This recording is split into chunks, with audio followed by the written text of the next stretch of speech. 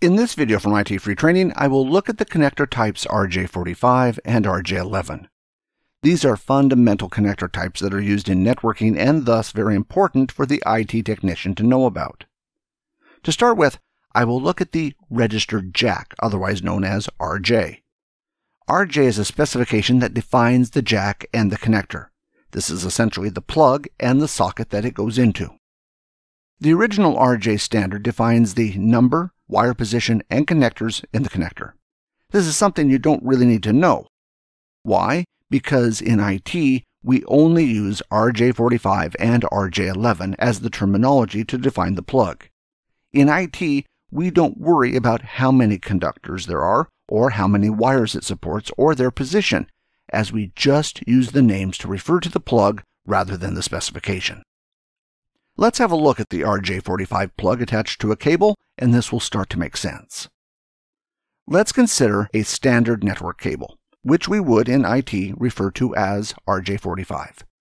This particular cable, therefore, meets the standard called RJ45. This is because in order to meet the standard, it needs to have 8 positions. A position simply means somewhere a connector can be mounted to. The next requirement it needs in order to meet the standard is that it needs to have 8 wires or 4 pairs of wires. You can see that this connector has this and thus meets the standard for RJ45. Now let's consider this cable. This cable, like before, has 8 positions.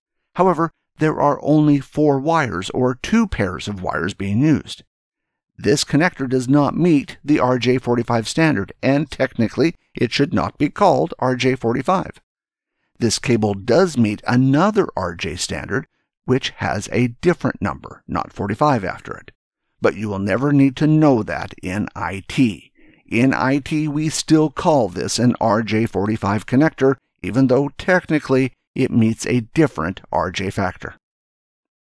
Essentially, in IT, we adopted the convention of calling the connector an RJ45 connector.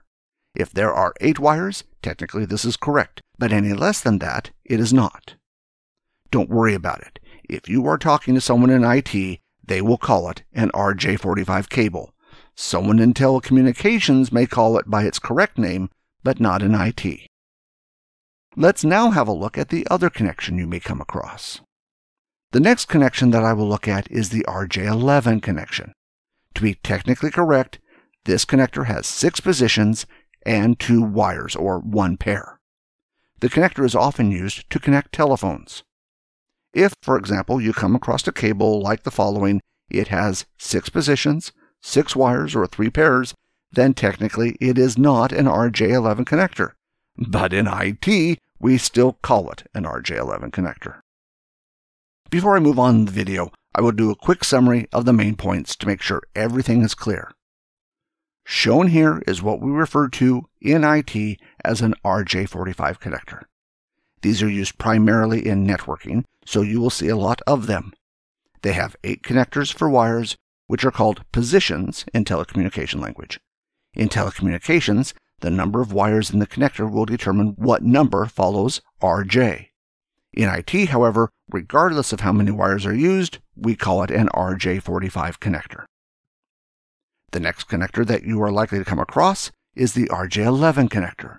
A little bit smaller than the RJ45 connector, the connector itself has 6 connectors for wires.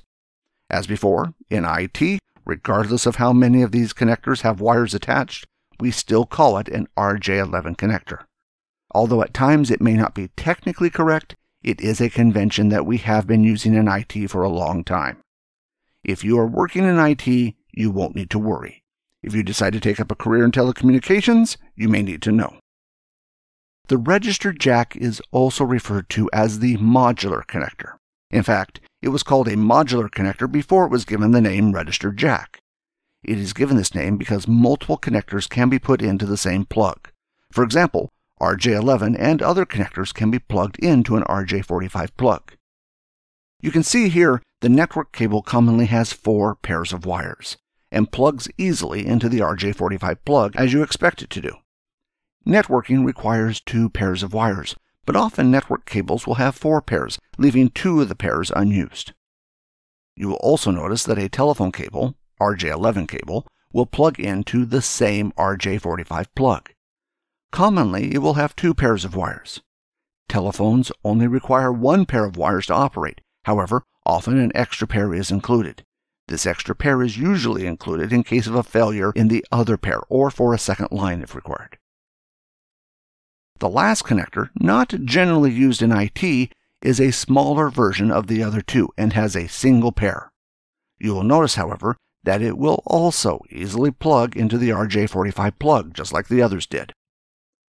Having a modular connector is great in that it allows different devices to be plugged into the same plug.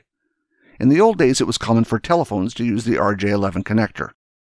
As telephones started to change to IP telephones, the telephones started to change to the RJ45 connector. This allowed the administrator to simply patch the other side to either the network or a phone line. The result was that the same cabling could be used for different devices. All that needed to be changed was what it was plugged into at either end. However, the cable also needs to be able to support both the RJ11 and RJ45 connectors. So let's see how that was achieved. To understand how compatibility is achieved, let's consider the wiring of the cable. Before networking became widespread, the telephone was commonplace. For networking to be compatible with telephones, the plug needed to support one or two pairs of wires. For telephones, the inner wires are the first pair, and the outer wires are the second pair. Now let's consider when networking started getting used. These networks used 4 pairs of wires. You can see that the inner pair matches the inner pair of both cables. This pair is commonly used for telephones. The next pair is the next 2 wires out from the center. This matches the network cable wires. There is, however, room for 2 more pairs of wires. The first pair is shown at the top. The last pair is at the bottom. This essentially means that 2 pairs match up and 2 pairs do not. To understand this better, consider a cable with just a single pair. 1 pair in the center is enough for a telephone to operate, but not for networking since 2 pairs of wires are required. If I compare this with a cable that was just designed for networking, notice that the center pair is not used. Instead, the next pair is used and one of the outer pairs. This allows the telephone to be separated from networking. The same wires could have been used, but having them separated like this makes it easier to troubleshoot.